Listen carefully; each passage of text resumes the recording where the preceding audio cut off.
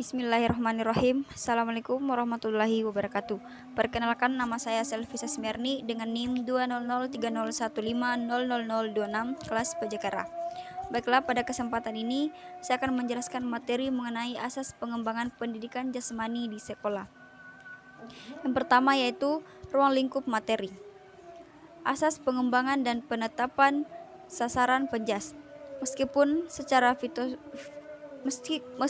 secara filosofis telah dibahas kedudukan dan pentingnya pendidikan jasmani di bagian awal, bagi guru masih terdapat kesulitan untuk memutuskan pengalaman apa yang diberikan kepada siswa.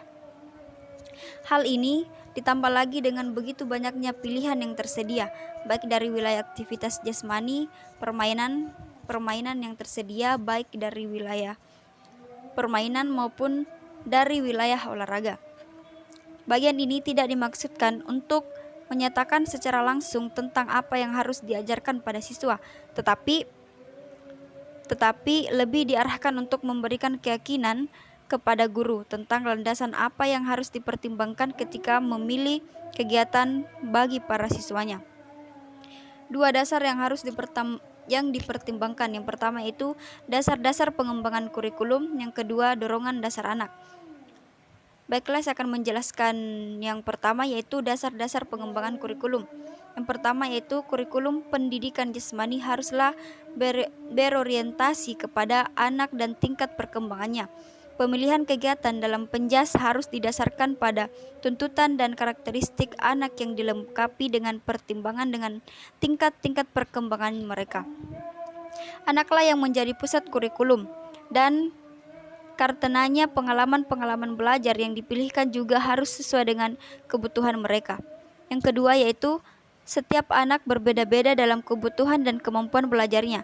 Setiap anak mempunyai hak untuk mempunyai potensinya masing-masing, sehingga kurikulum harus memberikan kesempatan agar anak memperoleh pengalaman semacam itu. Yang ketiga yaitu anak harus dilakukan sebagai wanita yang utuh. Kurikulum hendaknya bertanggung jawab dalam mengembangkan aspek-aspek yang lengkap dari anak, bukan saja keterampilan fisik dan kebugaran jasmani, tetapi juga mencakup keterampilan kognitif dan keterampilan sosial. Yang keempat, hal-hal yang berhubungan bagi pendidikan jasmani. Kegiatan pelajaran harus dilaksanakan dalam sifat yang meyakinkan bahwa tujuan-tujuan dari pendidikan jasmani dapat dicapai. Selanjutnya yaitu gerakan merupakan dasar bagi pendidikan jasmani. Mutu program pendidikan jasmani dapat dinilai berdasarkan mutu pengalaman gerakan yang dialami oleh anak. Pendidikan jasmani memang terdiri atas kegiatan fisik yang harus dilakukan secara aktif. Selanjutnya, pembelajaran harus terjadi melampaui kepentingan sesaat, tapi harus menawarkan keterampilan yang berguna untuk seumur hidup.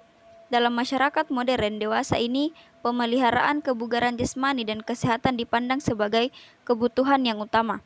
Dengan demikian, pendidikan jasmani harus memberikan program yang cukup dinamis agar mampu mengembangkan kebugaran jasmani peserta didik.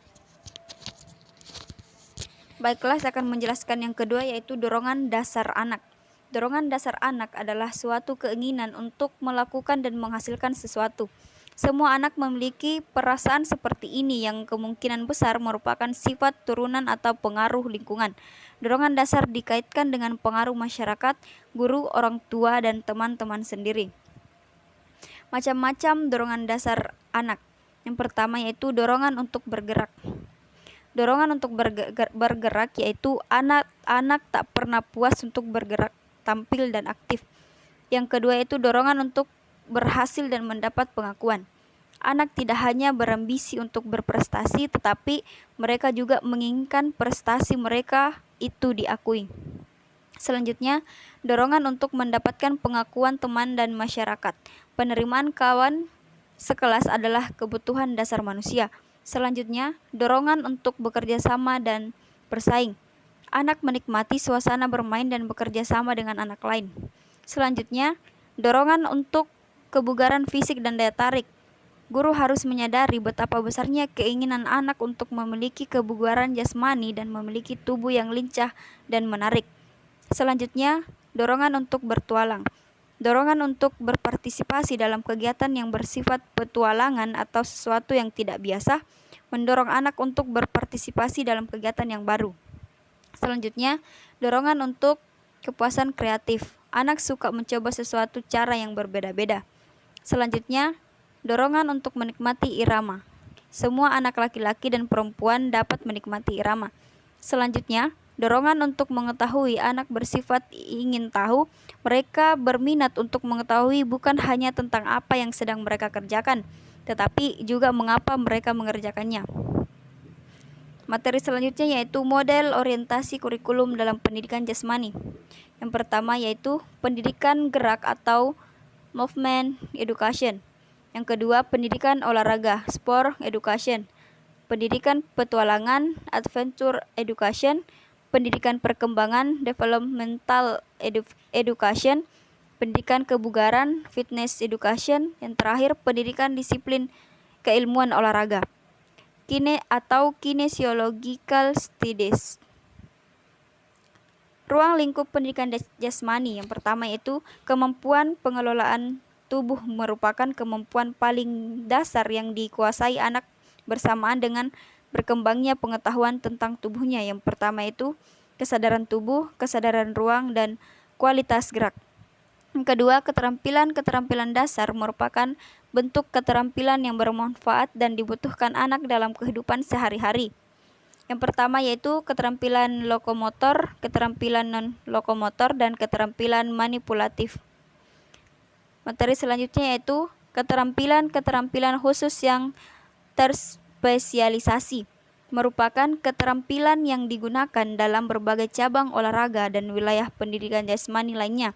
Keterampilan ini meliputi kegiatan dengan peralatan misalnya senam alat, gerakan-gerakan akrobatik, tarian, serta permainan khusus atau formal seperti sepak bola, bola voli, bola basket, dan lain-lain.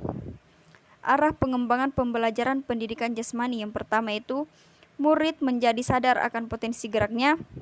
Selanjutnya, murid dapat bergerak dan tampil baik secara meyakinkan. Ketiga, murid mengerti dan mampu menerapkan konsep-konsep gerak yang mendasar. Yang keempat, murid menjadi orang yang serba bisa dalam gerak. Terakhir, murid menghargai olahraga yang menyehatkan.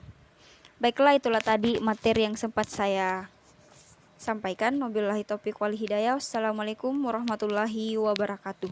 Salam olahraga.